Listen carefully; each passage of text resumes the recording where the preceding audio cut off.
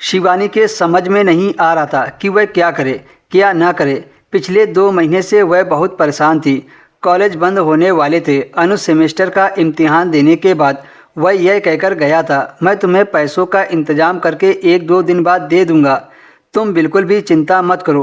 पर वह है कहाँ? यह सवाल शिवानी को बहुत परेशान कर रहा था। शिवानी और अनुज की पहचान को अभी साल भर भी नहीं हुआ था।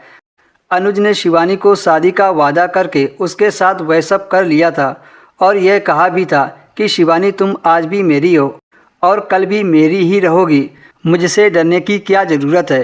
क्या मुझ पर तुम्हें भरोसा नहीं है? अनुज ने शिवानी को इतना सब कहा था। इस पर शिवानी ने बस इतना सा ही जवाब दिया था कि मुझे तुम पर पूरा विश्वास है। शिवानी गांव से आकर शहर के कॉलेज में बीए की पढ़ाई पूरी कर रही थी। शिवानी का यह दूसरा साल था। अनुज इसी शहर के एक अफसर का बेटा था। वह भी शिवानी के साथ कॉलेज में पढ़ाई कर रहा था। अयास अनुज ने गांव से आई सीधी सादी शिवानी को अपने जाल में फांस लिया था। शिवानी तो उसे अपना दोस्त मानकर चल रही थी। उन दोनों की दोस्ती धीरे धीरे गहरी होती चली गई थी। इसी दोस्ती का फायदा उठाकर एक दिन अनुज शिवानी को घुमाने के बहाने पिकनिक पर ले गया था। फिर वे मिलते हैं एक सुनसान जगह पर। इसका नतीजा शिवानी पेट से हो गई थी। जब शिवानी को पता चला कि उसके पेट में अनुज का बच्चा पल रहा है तो वह घबरा गई। बड़ी मुश्किल से एक क्लिनिक की लेडी डॉक्टर 10,000 रुपये में बच्चा गिराने को तैयार हुई। डॉक्टर ने कहा कि पैसों का इंतजाम 2 दिनों में करना होगा। इधर शिवानी को अनुज को ढूंढते ढूंढते 2 सप्ताह का समय निकल गया पर वह नहीं मिला। शिवानी अनुज का घर भी नहीं जानती थी। अनुज के दोस्तों से पता करती तो उसके दोस्त यही कहते कि पता नहीं। यही सुनते सुनते वह परेशान हो गई थी। शिवानी ने सोचा क्यों ना घर जाकर कॉलेज में पैसे जमा करने के नाम पर पिता से रुपए मांगे जाएं। यही सोचकर वह घर आ गई।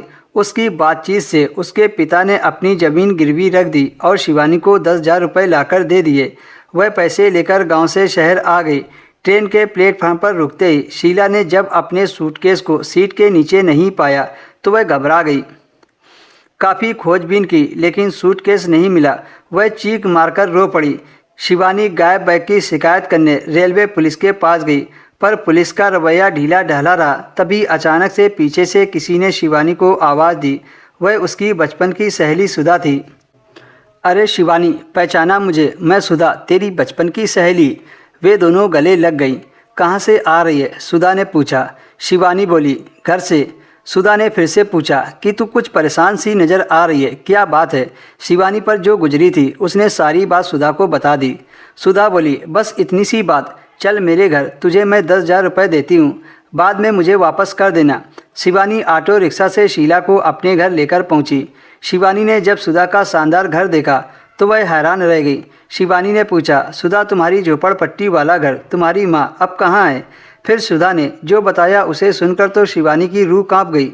दोस्तों, इसके आगे की कहानी आपको नेक्स्ट वीडियो में मिलेगी।